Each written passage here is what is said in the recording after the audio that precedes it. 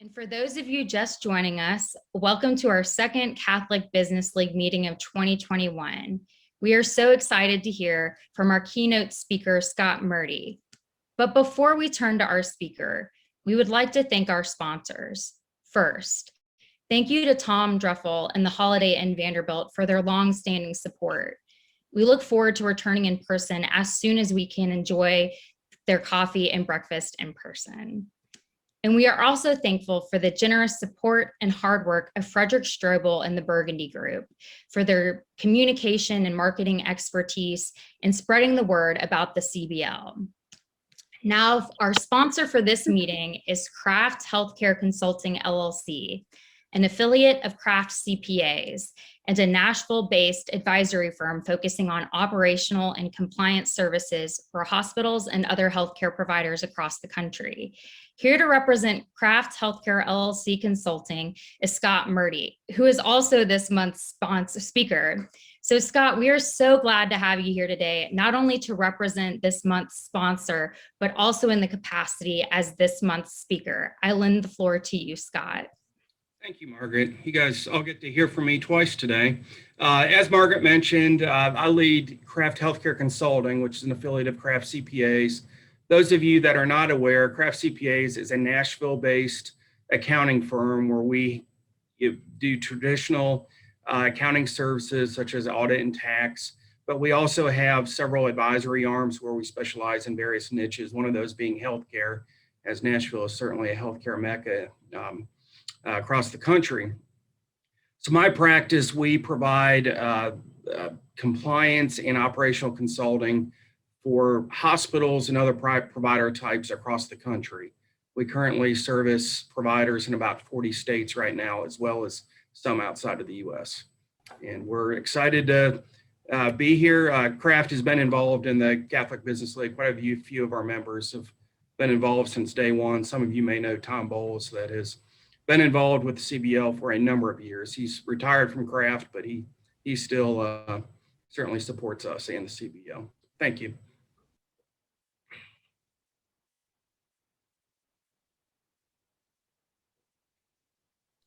Awesome. And Scott, we're just going to kick it right back to you to open us up in your amazing lecture. I know we've had a lot of buzz about it, so I am so excited. I can't wait to hear from you in the presentation you're going to give for the CBL. All right. Well, if we are ready, I will go ahead and I'm going to turn off my video and then share my screen. So bear with me just for a second.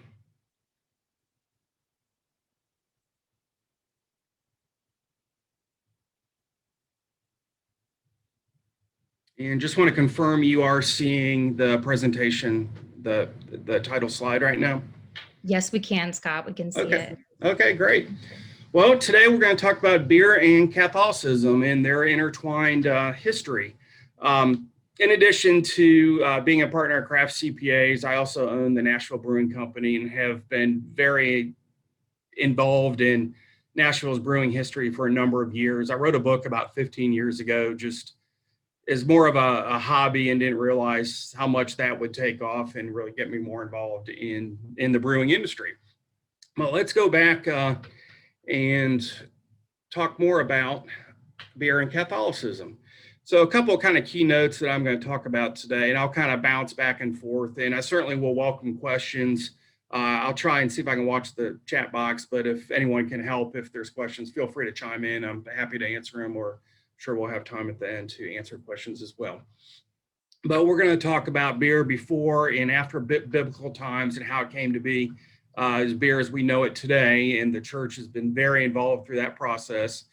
There are a number of patron saints of beer or related to beer. Some of you may be familiar with some of them, and some of them you probably have never heard of before. And then we're going to talk about monastery breweries. This is a very big. All right, so after we talk about the monastery breweries, we will talk about the first German Catholic breweries here in Nashville and how that all came about. So this is just a famous beer quote I always like to throw out that Benjamin Franklin said, but beer is proof that God loves us and wants us to be happy. And I'm sure a lot of you have heard that before, but really, what is beer? I think we need to talk about that briefly before we get into how the church got involved with with brewing, but beer essentially is liquid bread. For thousands of years, beer has been made using barley and water, and those were essential, the main ingredients. A lot of us know of hops in beer, and really hops weren't added to beer until about 1,000 years ago in Europe, but beer had been made for thousands of years before that without hops. And there's a reason for that, and the church is involved, and we'll get into that. And the fourth ingredient is yeast, and yeast is microscopic. No one really knew what yeast was. We all know now yeast causes the fermentation. It eats the sugars in the grain and creates alcohol. Prior to the microscope, no one knew that, and so they, for thousands of years would pray to the gods that fermentation would happen because they really didn't know why. And later, the science became involved to learn how that process came about. But it was believed for a long time that beer dated back about 6,000 years old in the Middle East. But recently, just a couple of years ago, archaeologists found evidence of a brewery in Israel, or what is now Israel, from about 13,000 years ago. So that is a very long time. Ironically, I was in Israel right after this discovery. Unfortunately, I didn't get to go to this location where the brewery was discovered, but it was just kind of exciting to be there knowing that this had recently been discovered. But the Middle East is kind of the mecca of where beer first started. On the upper left, you see a 6,000-year-old Sumerian tablet depicting people drinking beer through communal straws. It was a big ritual throughout society that people would brew and drink their beer and have it for various religious rituals. On the bottom right is an actual beer recipe that was found in Mesopotamia that's been carved in the rock, and they've been able to translate it, and it truly is a recipe for brewing beer. And that dates back, it's about 5,000 years old. There was a goddess of fermentation. As I mentioned, people really didn't know how fermentation happened, and so they would pray to the gods that fermentation would take place and they would have alcohol. It is often believed that beer really was discovered by someone had left a loaf of bread out and maybe in a bowl, left it outside. It rained. After a few days, natural airborne yeast started fermenting that. And then some brave soul went and grabbed this bowl and picked it up and started eating this soggy fermented bread and got a buzz and said, hey, we got to figure out how to replicate this. So that's how they think beer first started. They really don't know for sure. Other archaeologists will argue that cultivation, the civilization of man prior to being, that they were nomads, that they started cultivating land for beer purposes rather than bread. It's probably, a combination of the two. It's like the chicken or the egg. What came first, beer or bread? But they were probably coming about around the same time. But this tablet from Sumeria from 1800 BC is actually a poem of what they would sing this poem to their goddess Ninkasi to pray that fermentation would take place. And then this last hieroglyphic here, this is from a pyramid in Egypt, and it actually shows the process of brewing beer, which honestly is very similar to how we make beer today. There's not been much change in the brewing process over thousands and thousands of years. Elsewhere throughout the world, people were brewing beer also, or things similar to beer. In Asia, they were making sake, which is essentially beer made from rice instead of barley. Barley was very prevalent throughout the Middle East at the time. And so that's what beer was made in the Middle East and later in Europe. But in Asia, they were making sake from rice. We always think of rice referred to as a rice wine. Technically, it is a beer because it's made from a grain, and that's really what classifies a beer. In the United States and throughout the Americas, Native Americans were making a beer called chicha, and this was made from corn or maize. And it's kind of an interesting fact. You see the woman there in the front, in the bottom picture, kind of looks like she's spitting into a bowl. And that is actually what she is doing. She is spitting into a bowl. They would fill their mouths with this corn and kind of chew on it. And that's what we refer to in the brewing process as mashing. And you're really converting those starches into fermentable sugars. and there's enzymes in the saliva that do that a similar process. So they would chew it up and spit it in a bowl. It was a communal process. It was mostly done by women while the men were out hunting, and they would make these communal vats full of spit, if you will, and it would ferment, and that's how they would make their beer. And there are still tribes in South America that make chicha to this day. So how did beer get to Europe and the Americas that we know of beer today? And it was really the Roman legions. They were, as we know, all throughout the Middle East, particularly in Israel. And they brought the brewing process back to Rome. And ultimately, as they were building the roads throughout Europe, Northern Europe, they took the brewing process with them.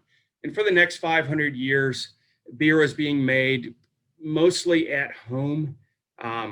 It was a family process that was brewed at home. There weren't commercial breweries, or there really weren't monastery breweries at this time. Very small, people would brew just for their own consumption for their families. And again, it was mostly brewed by women while the men were out doing other things. And then we had the Dark Ages, which is the fall of the Roman Empire. And at this point, this is when brewing shifted from a family operation to the church. And it really stayed this way for the next 1,000 years. All throughout the Middle Ages, the monasteries were the primary breweries. And there are a number of reasons for this. It was certainly, the church had control of it. But there's a variety of aspects for that. One, they were able to maintain sanitary conditions. Beer is actually brewed or boiled, and there were dozens of plagues throughout the Middle Ages, and the monks that brewed this beer in these monasteries, they knew that beer, it killed the germs. They really didn't, without the microscope, didn't know the science behind it, but knew that those that drank beer survived and those that drank water died during those times. So this was a way to get people into the church, was to bring them in, give them beer, and this was a way to get people into the Catholic Church in the Middle Ages.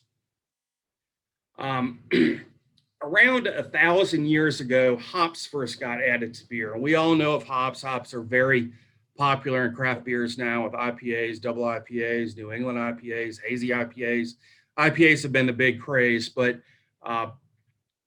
and all that is driven by the amount of hops that is put in the beer. And hops is actually a flower from Northern Europe.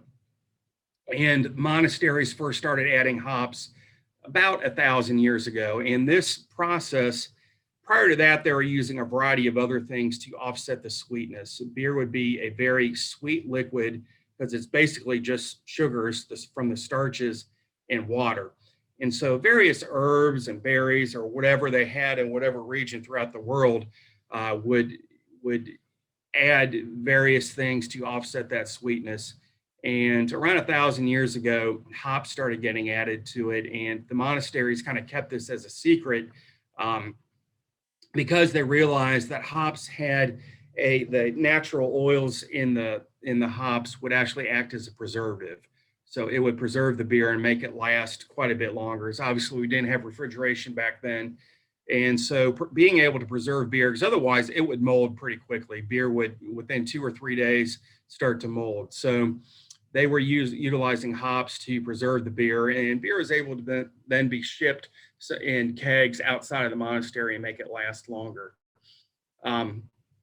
Just kind of another interesting point with the church is tax on beer. The first tax that we know of that was ever put on beer was in 1188 in England, and that was actually to fund the Crusades.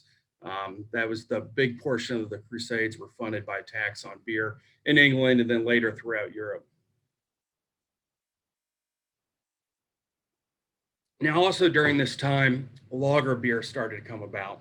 And there's really 2 types of beer. Just like with wine, we have red and white wine, and then a variety of different types that fall in each category. With beer, we have 2 types. We have ale and we have lager.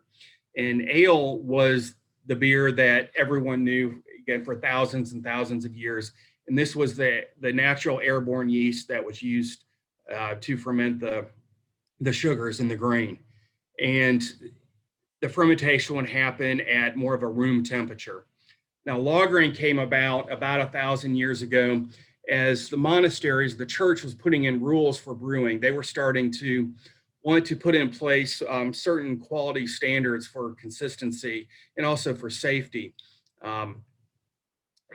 So in the summer months, the church throughout the Bavarian region of Germany, which is very Catholic to this day, said, we're going to outlaw brewing in the summer months. And one was simply because of fire hazards. And we'll talk about a patron saint about that here in a few minutes. But the other was because they knew in the warmer temperatures, the bacteria would contaminate the beer a lot quicker. The bacteria would grow. So they would store the beer in caves during the summer months and pack it with ice. Later, they dug out cellars, became beer cellars, but they would pack the caves with ice. But during this time, the ale yeast would start to die off. They could not survive at those cooler temperatures, or the natural airborne yeast. But another yeast started developing, kind of like a survival of the fittest. And over centuries, this new yeast, what we call lager yeast, came about. And it really wasn't until the 1800s that they really figured out the science behind it. That was Louis Pasteur. But this new form of beer came out in Bavaria. And so the Bavarian monks started brewing lager beer, which was very different than what was being brewed in Belgium and in the United Kingdom and France, which were more ales. So let's talk about some patron saints of beer. And I wanted to kind of get that background in beer because some of that kind of ties in to why some of these saints are now patron saints. And here's a great quote: from man's sweat and God's love, beer came into the world. And this is from St. Arnold. And he's the patron saint of Belgium, patron saint of brewing. Just everyone in the beer industry knows of St. Arnold. But let's go back to about 258 when St. Lawrence died. And I'm sure a lot of you know the stories of St. Lawrence. He was strapped to the gridiron, slowly roasted over an open flame in Rome. He's an archdeacon there. And he is known for saying, as he was laying there dying, and you see the little graphic, turn me over, I'm done on this side. Well, that is really stuck. And in Bamberg, Germany, Bamberg is in northern Bavaria, that is a town known for malting. And malting is actually a way of taking the barley grain and drying it out with, back in the old days, it was an open flame. Nowadays they use kilns, but in the flames, they would essentially roast that barley. And that was a process that we call malting. And that was a way to optimize the amount of sugars in the grain and get the best bang for the buck, or the most fermentable sugars per bushel of grain. And to this day in Bamberg, when you go to school and Catholic schools in Bamberg, they still worship St. Lawrence. So that's certainly their patron saint of Bamberg. And because of the way he died is very similar to the malting process. And there's many churches, including St. Lawrence up in Jolton, that they'll always and show him on that gridiron like that. So we all know St. Patrick. St. Patrick, of course, we know of St. Patrick's Day, which is coming up next month. He died on March 17th in 460 AD, and that's why we have St. Patrick's Day. He actually had nothing to do with beer, none whatsoever. But I did want to include him in here since we all associate beer with St. Patrick's Day, or green beer.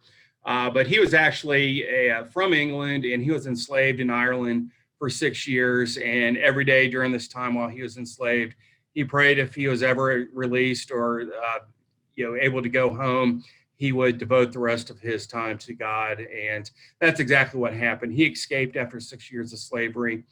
And, during this time, he heard the word of God to spread Christianity throughout Ireland. And so he ended up going back to Ireland, where he was once enslaved, and spent the next 30 years or so baptizing people and introducing them into Christianity.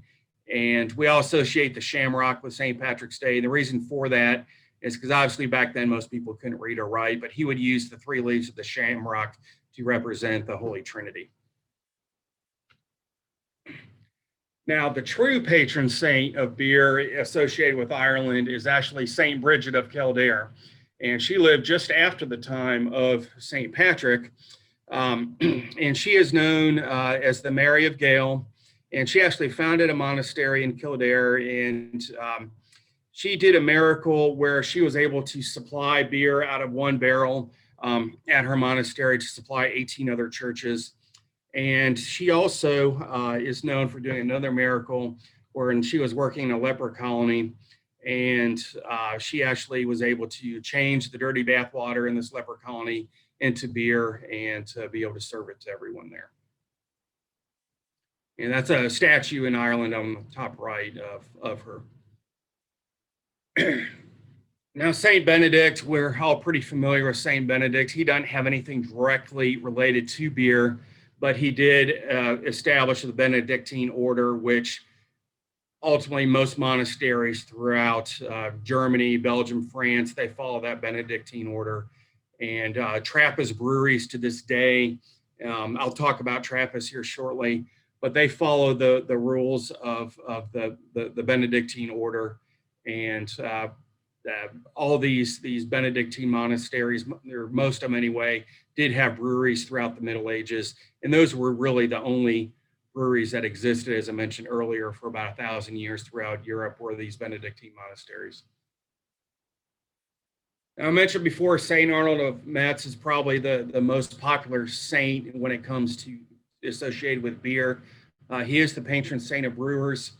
And he is known for ending a plague when he submerged his crucifix into a brew kettle and talked people into drinking the beer instead of the water. And of course, we all know the beer was boiled, so that was killing germs.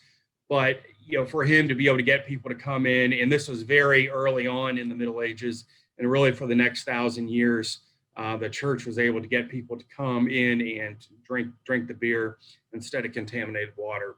That was prevalent throughout Europe.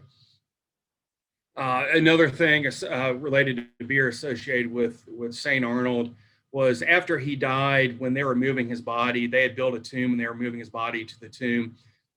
A tired porter that was one of the people carrying his casket made a plea to God for cool, refreshing water. And then it was said that cold beer shot out from the casket, and everyone that was transporting his body was able to drink beer. Now, Saint Amand followed that Benedictine order of Saint Benedict and is really known for establishing all these monasteries throughout northern France and Belgium, where most of these were breweries as well under the Benedictine order that I mentioned. Because of his reputation for hospitality, he is known as a patron saint of beer and wine merchants. And all of these monasteries at the time, they were known to, or actually that was a big part of their order, was to welcome travelers as people traveling through, particularly during the Crusades. They would stay at the monasteries and they would give them food and rest, shelter, and of course, plenty of beer. Now, Saint Florin, she's the patron saint of Nuremberg, or he's the patron saint of Nuremberg. And I mentioned the fires were common because of the brew kettles. He actually saved the town of Nuremberg, Germany, from burning down by taking the water from the brew kettles and extinguishing it from the whole town was burning down. And then finally, we have Saint Wasilis. He's the patron saint of Bohemia and Czech brewers. And he actually was very into pushing hops, and which became the Czech Pilsner beers that we know of today. And St. Arnold is, and there's a different St. Arnold, but he's also from Belgium. He's the patron saint of hop pickers. As I mentioned before about hops getting more and more prevalent in preserving beer. And then we have Hildegard. She's not a saint, but she's a Benedictine nun, and she's, again, not officially a saint, but a lot of people refer to her as a saint in the brewing industry, as she's the first person to ever put in writing to actually use hops in beer. And she actually wrote a journal of recipes, including hops about 1,000 years ago. So real quick, are we okay on time, Margaret? Oh yeah, we're good. Okay. So I just put up here, this is more just as a funny thing, that there is no patron saint of pretzels, but we all associate pretzels with beer. And pretzels were actually first created in 610 in a monastery in northern Italy. We don't know the actual name of the monk that did this, but there was leftover unleavened bread during the Lent season, and he rolled out this leftover dough and then kind of twist them into the pretzel shape that we know, as you can see in the top right, crossing his arms. He thought that represented your arms crossed for when you're praying, and he used that to teach children in the monastery, in the schools, to kind of again teach the Holy Trinity with the three holes in the pretzel and the crossed arms. And in Italian, that was capritolia, which meant little rewards, and that as those monasteries moved up into Germany and Austria, later got translated into Bretzel, which is the German word for pretzel as we know it today. They were also given, all of the monasteries made pretzels and gave them to the poor throughout the Middle Ages. And in 1529 in Austria, actually in Vienna, there's a monastery there that the Ottomans were invading Vienna at that time, and the monks were in the basement of the monastery making pretzels, making the dough in the middle of the night, and they were able to hear the Ottomans tunneling underneath the monastery and alert various officials, and they were able to stop the Ottomans from invading, simply because they were up making pretzels. So we talked about from about 500 to 1500 AD, and really in the monastery brewings during that time. After that became what we call the brewing renaissance, and this is where the whole science of brewing took place.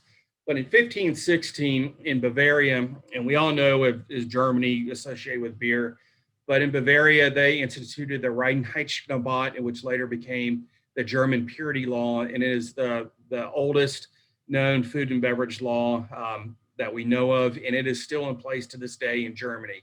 And that states that only water, barley, and hops can be used to make beer. Again, they didn't know about yeast at that time. That got added as an ingredient later. But we all think of all these beers now that have a variety of other adjuncts added to them, whether it be fruits or other flavors, other grains, corn, rye.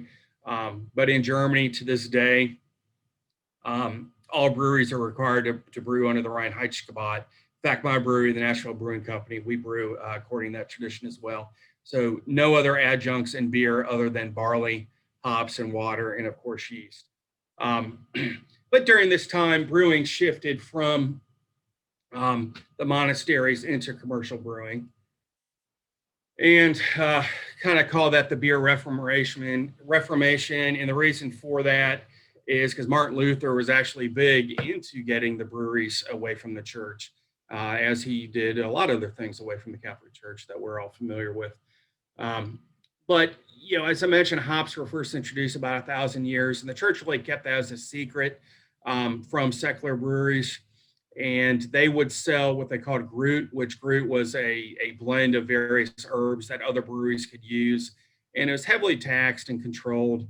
And Martin Luther, kind of as he was breaking away from the Catholic Church, he persuaded other breweries to start using hops, because hops are actually kind of a weed. And he let the secret out that hops were definitely a positive ingredient to use in brewing. But he did have a funny quote, despite him breaking away from the church. But his quote: "Whoever drinks beer, he is quick to sleep. Whoever sleeps long does not sin. Whoever does not sin enters heaven. So let us drink beer." I was always like that. Maybe a little early for 8:30 in the morning. We should be doing this during happy hour, but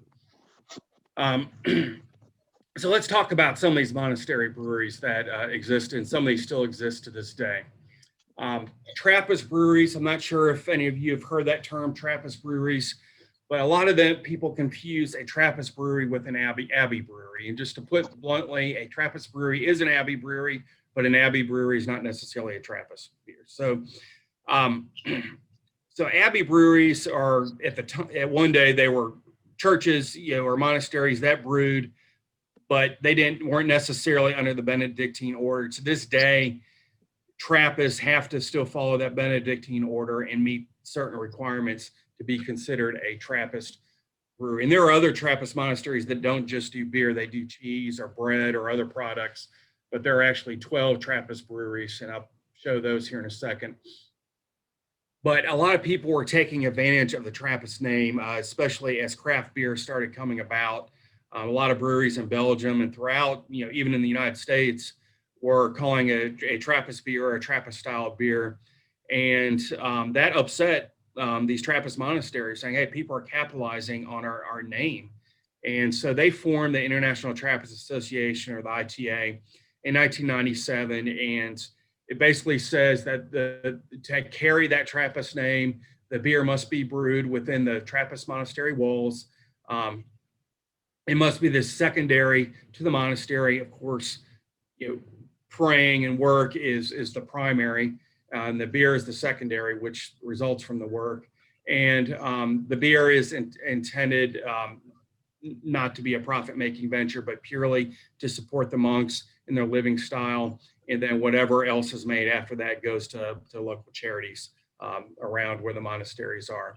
And so now anyone that and this is in international law, to carry that Trappist name, you have to be part of that a Trappist monastery and following these guidelines. So that kind of weeded out these other abbey breweries that were either not necessarily true Benedictine monasteries, or a lot of breweries just started taking defunct abbeys and using their name and brewing beer. But here's a listing of the 12 Trappist breweries. 6 of them are in Belgium, 2 are in the Netherlands, and those are kind of the mainstay breweries, are very historical. We have 1 in Austria, 1 in England, 1 in the United States, and 1 in Rome. And the one in the United States is Spencer Brewery, and that's just outside Boston. And they just recently reserved their Trappist certification. They've been brewing for a while, but they actually went through and ensured that they were meeting those guidelines to get that Trappist certification. Now, just a few notes on Trappist breweries that I just thought interesting on how they came about.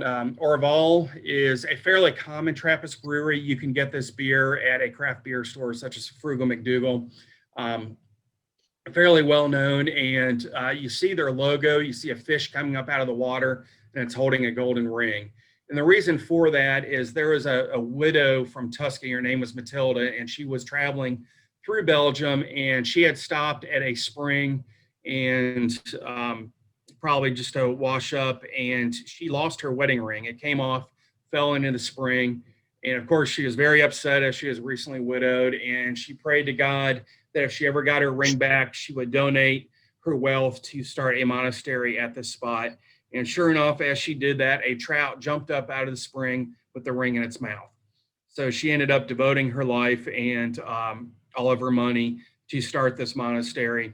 And obviously the monastery ended up brewing beer too. But Orval means the Golden Valley, and that's what she claimed when the trout jumped up with their ring. Just another interesting Trappist brewery, Tre Fontaine, which is in Rome. That's where the Church of St. Paul, the Three Fountains, and that was built on the spot where St. Paul was beheaded. And it is said that when he was beheaded, his head bounced 3 times, and 3 springs sprung up to where the 3 locations where his head bounced. And those 3 springs are still there to this day in one of the sanctuaries there at St. Paul. And that's where that name of that brewery within the monastery is called Tre Fontaine, for the 3 fountains. There's a few other breweries that are Trappist and some are not, but they're all kind of intertwined. Mont de Cats is a famous Trappist monastery in France. However, they do not brew their own beer. They contract their beer by Chimay, which is a Trappist brewery in Belgium. So they are technically cannot carry that Trappist name, since their beer is not brewed within their abbey walls. Even though they are Trappist and the beer is brewed by another Trappist monastery, they can't call it Trappist. St. Sixtus in Belgium, they're known for their Westverlaten. That's the town that it's in, and also the name of their beer. This is probably the most sought after beer in the world. has been often rated for the past 20 years as one of the best beers in the world. Very difficult to find. You can't buy it anywhere else outside the monastery. People line up for hours when they do sell their beer. And again, the monastery only makes it to support themselves, and it's not there to make a profit. They can make a killing because everyone in the beer, every beer nerd across the country wants to try and get this beer.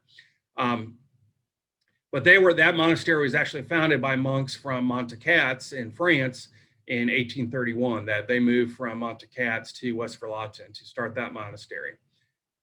And then in 1850, monks left Westverlotten to start Notre Dame de Sacrament, and they are who brew Chimay, which is probably the most popular Trappist beer. You can get that in most stores here in Nashville.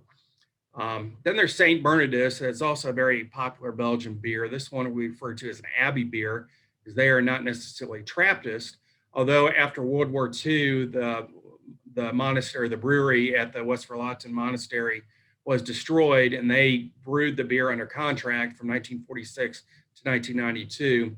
And then Westverlotten took the brewing back. They got their brewery, started brewing under the International Trappist Association name, and St. Bernardus now brews their own beer, and some say they are very similar. I definitely taste a difference in those two beers. And finally, there's a monastery in Spain, in Sardinia, Spain, and they are a Trappist monastery. They do brew beer, but it's not within the abbey walls, so they can't carry that Trappist name, but they are in the process of trying to get that Trappist name by moving the brewery within the abbey walls. There are certainly some famous monastery breweries in Germany, particularly in Bavaria. Two of the most famous are Weihenstephanen, and this beer is prevalent. You can get this at any restaurant or most restaurants and bars. But it's a Benedictine monastery. It's founded in 725 and is known as the world's oldest brewery. It was founded in 1040, so almost 1,000 years old. Also nearby is the Weltenberg Abbey. They're actually an older monastery. They started in 620, and their brewery was started in 1050, so 10 years after Weihenstephanen. But they actually kind of do a little battle to see who's oldest. They argue a little bit to see who's oldest. Also in Munich, we have several monastery breweries that are famous names now, or they were once monastery breweries. And those that don't know, Munich is actually German for monk's place. So that's where the name translated. There were monasteries established in Munich. So the town was named after because the monks were living there.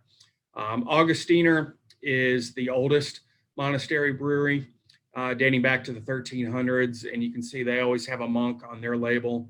Now it did become secular in the 1800s, as with a lot of these monastery breweries did. But they once brewed for the royal court.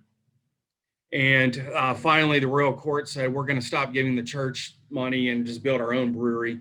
And that brewery became known as the Hofbrauhaus that a lot of you have probably heard about to this day. Hofbrauhaus translates as Royal Court Brewery.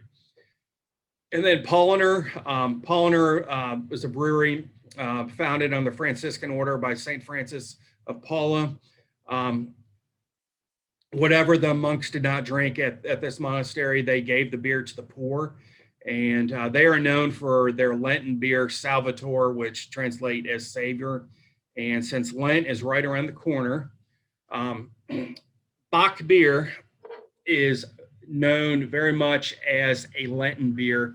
And the reason for that is the monks would brew a stronger beer during the Lent season while they were fasting. And the stronger beer, they had a lot more barley in it, which ultimately would supplement their calories. And the Bock beer is always associated with the church during Lent. And we brew a Bock beer at my brewery. And so there's just a little label there. And you'll see that most Bock beers will have a goat on the label. No matter what brand throughout the world, they'll always have a goat. And Bock just translates to German as goat. And it's referred to goat as thought of as the strong, hardy animal. So you always see a goat associated with Bock beer.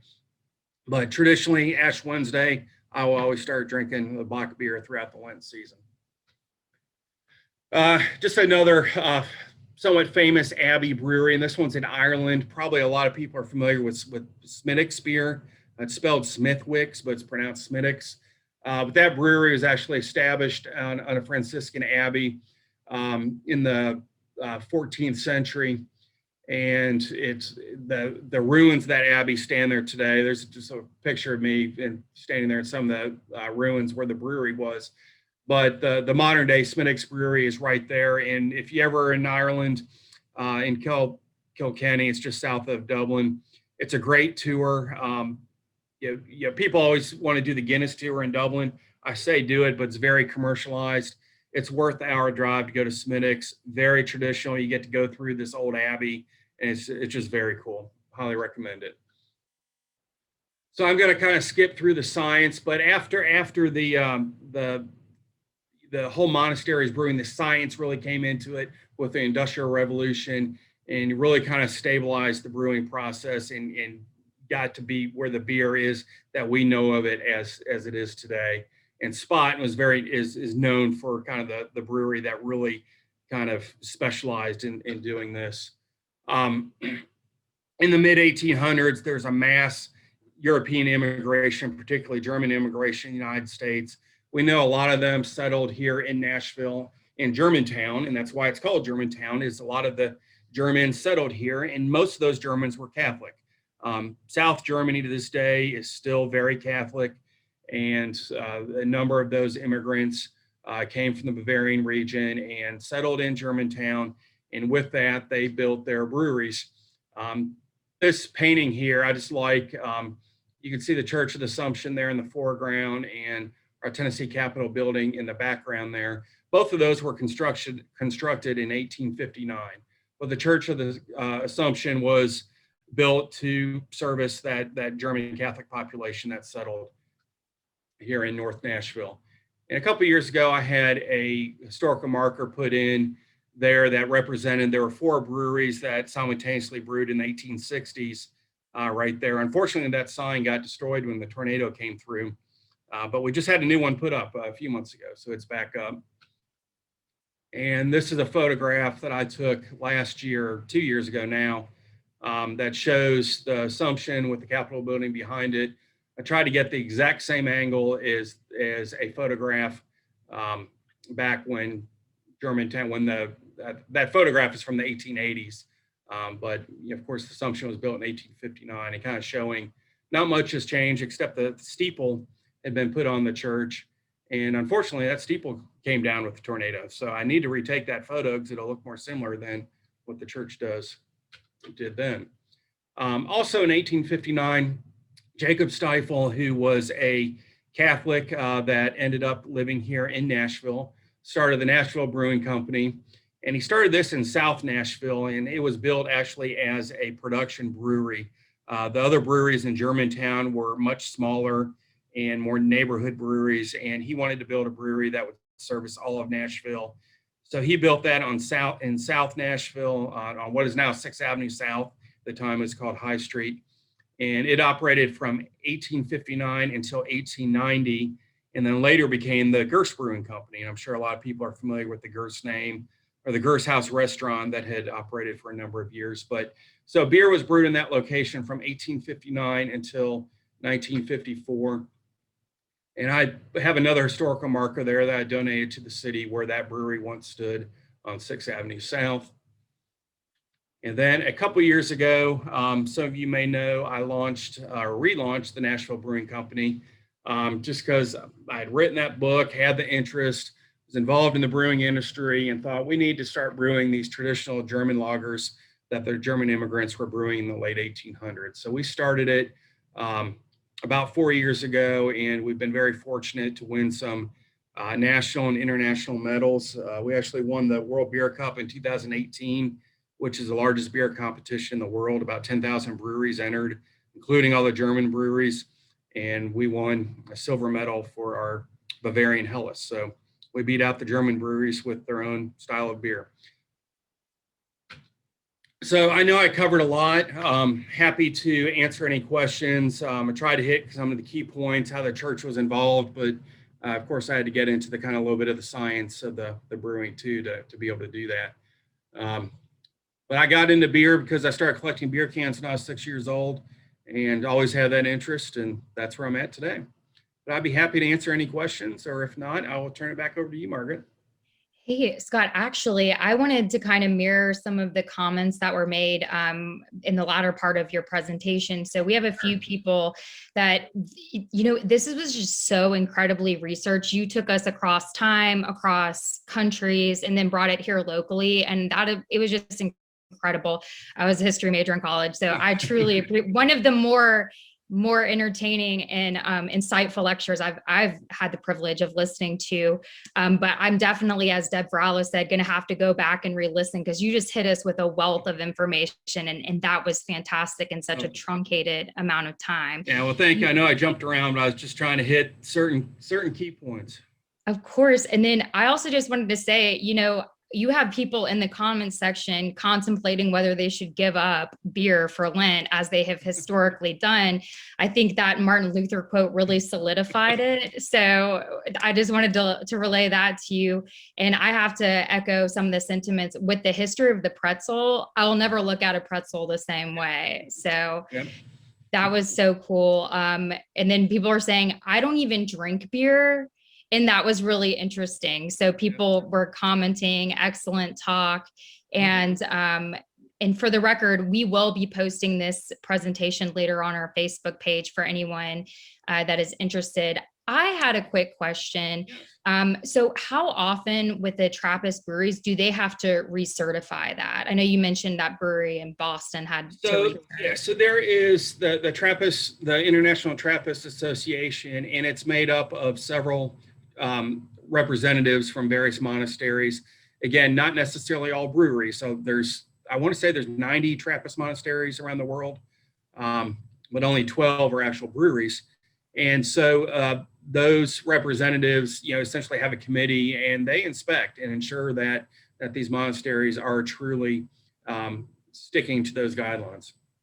That sounds kind of intimidating and quite comprehensive. I don't know. That's pretty amazing. And then I had another question. How long do they ferment the beer?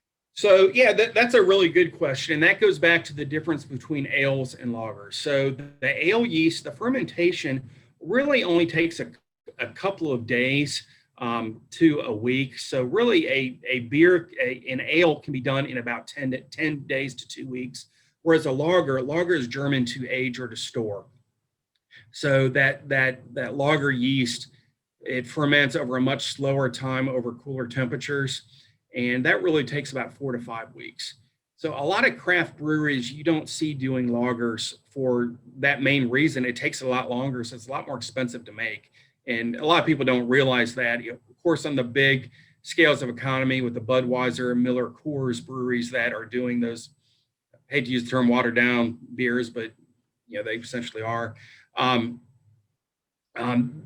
have economies of scale, so they can get those lagers out. But from a craft brew perspective, it still takes that long. So it's very expensive in a small scale to have that beer sitting in tanks for 4 to 5 weeks before you can package it and get it out the door. The other thing is most lagers are a lot more temperamental, and it's hard to mask all flavors. Ales, you can, certainly with the IPA trend right now, it's somewhat doing a disservice to the beer industry, as people are just throwing in a lot of hops or other adjuncts, and that can mask all flavors. And so you can brew a subpar beer and mask certain things, whereas a clean lager beer, it's very difficult to mask all flavors. That's awesome. And I don't see any more questions, but I just had a comment. I live in the Germantown, East Nashville area. So I'm very thankful that you took the opportunity to get those historical markers back up. So I'll definitely have to visit some of those. And I think that's tremendous. So really appreciate. Oh, sure thing. Yeah, stop by, take a picture, post on social media, tag us. We like that. Sure you will. mentioned Lent, and I'll say something real fast. I gave up beer for Lent about 5 or 6 years ago, and my wife had always been pushing me to give up beer for Lent. I just kept saying that's not an option. So every year she'd say, "Are you going to give up beer this year?" No. So about 5 years ago, we had a trip planned to Ireland in the spring, and of course she asked, "Are you going to give up beer this year?" And I looked at the calendar and realized we were flying out on Good Friday. So we're going to be landing in Dublin on Saturday. And I thought about it and I thought, I could go this 6 weeks without beer and then have my first beer be in Ireland. So I did that. And when we flew into Dublin, we landed, and the first thing we did was rent a car, and we drove down to Kilkenny to do that Smittix tour, and we were spending the night there. And so it was about an hour drive, but we had been, of course, up all night from the flight, learning to drive on the opposite side of the road. We had little arguments along the way as we thought we were going to kill ourselves or kill someone else trying to drive on the opposite side of the road. But we finally got into Kilkenny or Killarney, and the brewery tour, the only tour, was at noon. We got there like 11:45, and of course my wife just wanted to crash and nap. I'm like, no, we got to go do this tour. So go do the tour. It's about a 2-hour tour. It's very detailed, but at the end, finally they had the tasting, and there are about 20 people in the tour. So he's pouring each beer very slowly and talking about the head, and I'm like sitting there shaking. I haven't had a beer in 6 weeks. Just give me my beer. So it made that beer that much more special. That's awesome. I love that. And yeah, I definitely think I didn't know with the Bach, that being a traditional Lenten drink so that's definitely something to consider for people on the sea. Yeah. That's awesome. I'm not drinking it. It's empty. I'm drinking it. Oh yeah. It's like, it's still a little early. Well, Scott, thank you so much. That was amazing. And then Steve Horvath had one comment, reminds me of the book, How the Catholic Church Built Western Civilization by Thomas Woods. So many great Catholic connections like beer that have been hidden over time. So we really appreciate the deep dive, and so many of us had no idea, and that's incredible. So it's definitely something we're going to take into this Lenten season, and we thank you. And without further ado, I will transition to the second part of our program, and we are just so grateful for your time and your robust knowledge this morning. Well, thank you for having me.